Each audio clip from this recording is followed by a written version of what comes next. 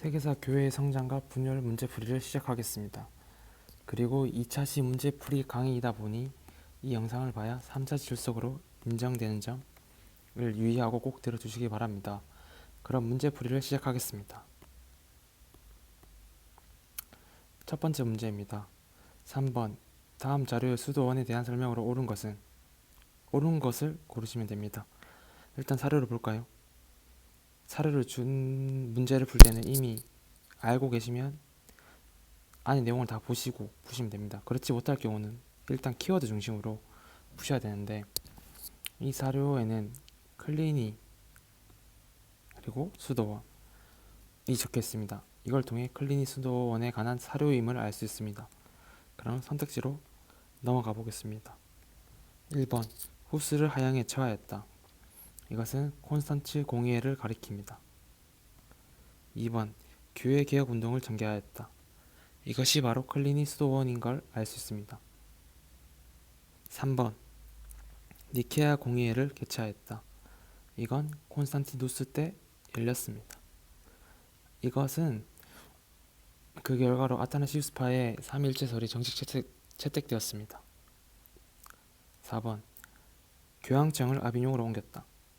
이건 아비뇽 유수를 가리킵니다. 필리프 4세와 보니파키우스 8세 사이의 가세 문제의 대립 중이었습니다. 이에 의회의 지시를 받은 필리프 4세가 로마에 있는 교황청을 프랑스 아비뇽 지역으로 옮겨서 약 70년 동안 지속됩니다. 5번 서인근 투정에서 교황에게 굴복하였다. 카노사 굴욕 사건입니다. 서인권 투쟁 중에 그레고리우스 7세에게 파면당한 할리 4세가 결국 교황을 찾아가 무릎 꿇고 사죄한 사건입니다. 네, 답은 2번.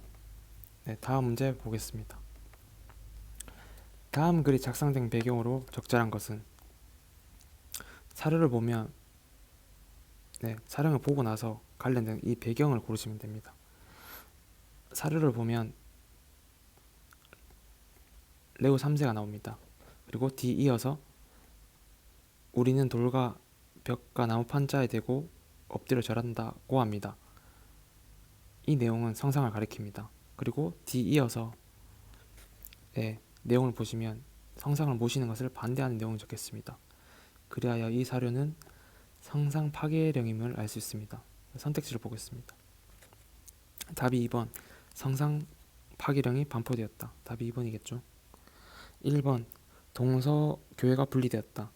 이건 성상 파괴령 이후의 모습으로 알 수 있습니다. 성상 파괴령을 비잔티움 황제인 레오 3세가 주장하였으나 로마 교회에서는 이것을 반대하게 됩니다. 그렇게 됨으로써 분열이 되고 결국 동서교회가 로마 가톨릭과 그리스 정교로 분리됩니다. 그리고 십자군 전쟁이 시작되었다.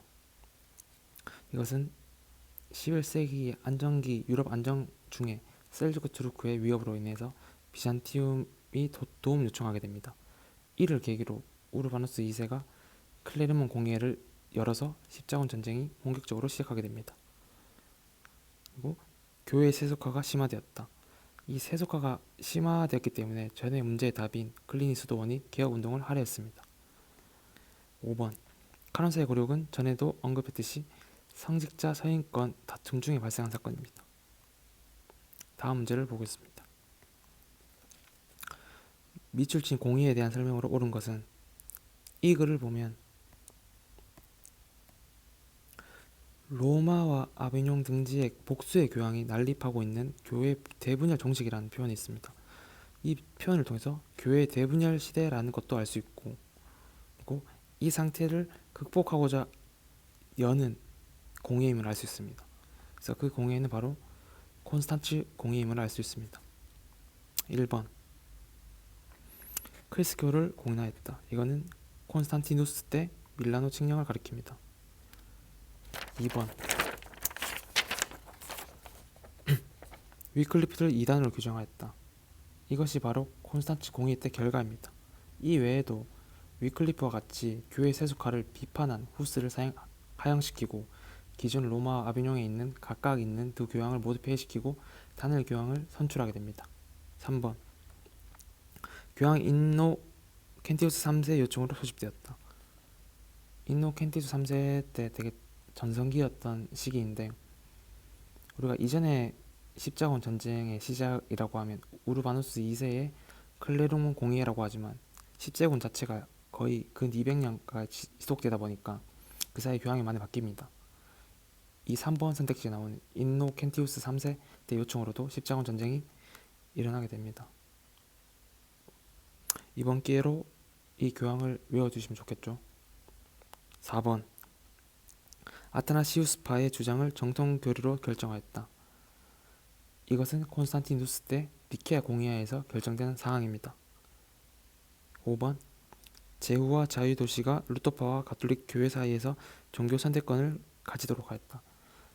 이 얘기는 쉽게 얘기해서 루터파가 공식적으로 인정이 되었다는 얘기인데, 이 선택지를 아직 배우진 않았지만 종교개혁 중에 맺어진 아우크스부르크 하이의 결정 내용인 걸 알 수 있습니다. 그래서 답이 2번입니다. 네, 다음 문제. 협약이 체결된 시기를 연표해서 옳게 고른 것은? 시기를 정확하게 알아야만 풀 수 있는 문제입니다. 가장 까다로운 문제이기도 하고요. 사료를 보시면 첫 문단에 서임이라는 표현이 있습니다. 서임권과 관련된 내용임을 알 수 있습니다. 그리고 그 밑에 할리는 모든 서임권을 성스러운 로마 가톨릭 교회에 바친다. 이 내용을 통해서 황제의 서임권을 교황에게 넘기는 보름스 협약인 걸 알 수 있습니다. 보름스 협약은 1122년에 맺어집니다. 12세기죠. 이때 당시 이 보름스 협약이 일어날 당시에는 십자군 전쟁이 일어났었는데, 십자군 전쟁은 11세기 후반부터 시작해서 13세기 중반까지 일어나는 십자군 전쟁이었고, 십자군 전쟁 시기를 찾아주시면 됩니다. 여기서 보면 예루살렘 왕국 건설이 있습니다. 이는 1096년에 일어난 1차 십자군 전쟁의 결과입니다. 그리고 라틴 제국 건설은 2002년에 일어난 4차 십자군 전쟁의 결과입니다. 그렇게 1122년의 보름스 협약은 이 사이 시기에 일어난 협약입니다. 그렇게 답은 마가 되게 됩니다. 5번. 네, 모두 수고하셨습니다.